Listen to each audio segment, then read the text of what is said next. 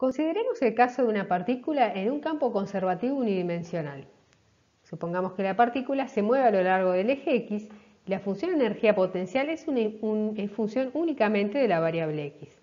Entonces, la relación entre la fuerza y la energía potencial es que la fuerza es menos la derivada parcial de phi con respecto a X en Y. Pero en este caso no tiene mucho sentido hablar de derivada parcial, ya que phi depende solo de X. Entonces, menos la derivada total de la función de energía potencial con respecto a X en Y.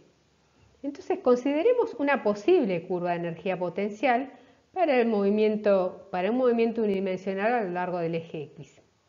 Fíjense que de phi a dx es la pendiente de esta curva en algún determinado punto. Por lo tanto, la pendiente de esta curva nos proporciona información sobre la fuerza a la cual está sometida la partícula en un determinado punto. Entonces, supongamos que la partícula está en un punto del eje X tal que la función de energía potencial tiene el valor indicado con el punto rosa 1. Fíjense que la pendiente en este caso de la curva de energía potencial es negativa. Por lo tanto, la fuerza a la cual va a estar sometida la partícula si se ubica en esta posición va a ser positiva. Si la partícula está en un punto 2, entonces la pendiente acá es positiva. Entonces la fuerza va a estar en la dirección negativa. Recordemos que la partícula se mueve en el eje X. Cuando yo me refiero al punto 1 y 2, me refiero a las coordenadas de la partícula X1 y X2 en el eje X. O sea, la partícula se mueve a lo largo del eje X. En los puntos en los cuales la energía potencial toma valores máximos o mínimos, lo que se observa es que la pendiente es cero. Entonces, en esos puntos, la fuerza a la cual está sometida la partícula sería cero y por lo tanto se tratan de posiciones de equilibrio. Eso es lo que ocurre en los puntos M1, M2 y M3. Fíjense que en M1, de acuerdo a lo que habíamos visto del sentido de las fuerzas en función de la pendiente, un pequeño apartamiento de la posición de equilibrio va a dar lugar a fuerzas que van a tratar de volver a la partícula a la posición de equilibrio. Lo mismo pasa en M3. Entonces, por eso decimos que M1 y M3 son posiciones de equilibrio estable. Por otro lado, en M2, si la partícula sufre un pequeño desplazamiento de la posición de equilibrio, va a experimentar fuerzas que la alejarán de la posición de equilibrio. Entonces, estas son posiciones de equilibrio inestable. Entonces, si una partícula está en un campo de fuerzas conservativos, entonces la energía mecánica deberá ser constante. Cinética más potencial debe ser igual a constante. De acá podría despejar la energía cinética como E menos phi. Ahora, sabemos que la energía cinética debe ser siempre positiva, ¿sí? Para que tenga sentido físico, la energía cinética tiene que ser un número positivo. Con lo cual, E menos phi debe ser mayor o igual que 0, o lo que es lo mismo, la energía mecánica debe ser mayor o igual que la energía potencial. De acuerdo a esto, la partícula solo podrá encontrarse en las posiciones tales que se cumple esta desigualdad. Entonces, esto nos determina lo que se llaman las zonas clásicamente permitidas, es decir, las regiones del espacio en las cuales se puede encontrar la partícula. Mientras que si no se cumple esta desigualdad, me va a quedar definidas las zonas clásicamente prohibidas, es decir, los lugares donde no puede estar la partícula.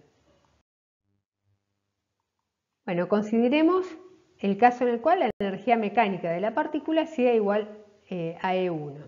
Dijimos entonces que las zonas permitidas son las zonas en las cuales E menos phi es mayor que 0, es decir, la energía mecánica debe ser mayor o igual que la energía potencial. Entonces, fíjense que a la izquierda de XA y a la derecha de XB, la energía mecánica es menor a la energía potencial. Por lo tanto, estas dos regiones son las zonas prohibidas. La partícula no puede estar ahí. Pero entre XA y XB la energía potencial es menor a la energía mecánica. Entonces ahí sí puede estar la partícula. Entonces las zonas permitidas son los valores de X entre XA y XB. Fíjese que específicamente en XA y XB la energía mecánica es toda potencial, por lo tanto la energía cinética es igual a cero, es decir, la partícula llega a un punto como xb y se detiene. Y va a invertir su movimiento. En definitiva, y en XA va a ser lo mismo. Es como que está oscilando entre esos dos valores, ¿sí? En definitiva, los puntos XA y XB se llaman puntos de retorno.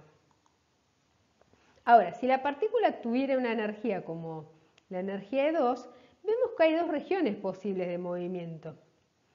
Pero si la partícula está en una región, no puede pasar nunca a la otra, porque ello requeriría pasar por una zona prohibida, ¿sí? Entonces, se dice que las dos regiones de movimiento, o sea, las dos regiones son posibles, pero están separadas por una barrera de potencial, ¿sí? Que la partícula no podría sobrepasar. Pero bueno, esto es así para sistemas macroscópicos, ¿sí? En sistemas microscópicos, que no son los que estudiamos nosotros en este curso, puede verificarse experimentalmente que existe una probabilidad no nula de encontrar partículas digamos, en las zonas clásicamente prohibidas. Bueno, y por último, para una energía como la energía E3, el movimiento ya no es más oscilatorio. Fíjense que ya no está acotado. La partícula podría moverse hacia la derecha, digamos, infinitamente sin regresar. Como una aplicación, podemos considerar el caso de una masa acoplada a un resorte. En este caso, la expresión de la función de la energía potencial elástica es un medio de K por X al cuadrado. Es esta parábola naranja. Entonces, para un valor de la energía mecánica como E indicado en este esquema, vemos que las zonas permitidas para el movimiento de la masa están entre los valores de X, entre menos X máximo y X máximo. Y ahora lo que ya hemos visto, el caso de una masa unida a un resorte, así un movimiento oscilatorio acotado entre dos valores de X, X máximo y menos X máximo. Bueno, esto es muy similar a lo que ocurre relaciónenlo con el problema 27 de la guía. Por último, vamos a ver una curva de energía potencial asociada a una molécula diatómica como la de la molécula de hidrógeno. ¿Sí? Es la energía potencial en función de la distancia que separa los núcleos, ¿sí? A medida que los núcleos se acercan, vemos que la curva de energía potencial tiene una pendiente positiva, por lo tanto la fuerza nos va a dar en la dirección negativa, es decir, va a ser una fuerza atractiva, ¿sí? Pero por otro lado, si los núcleos están muy cerca, aparece una repulsión debido a la carga positiva de los núcleos, ¿sí? La fuerza es repulsiva. Y bueno, esperamos hallar una posición de equilibrio, ¿sí? En este caso, para la molécula de hidrógeno, la posición de equilibrio corresponde al mínimo, está a una distancia de separación de 0,74 Armstrong, ¿sí? Que es la longitud de enlace de la molécula de hidrógeno en el equilibrio.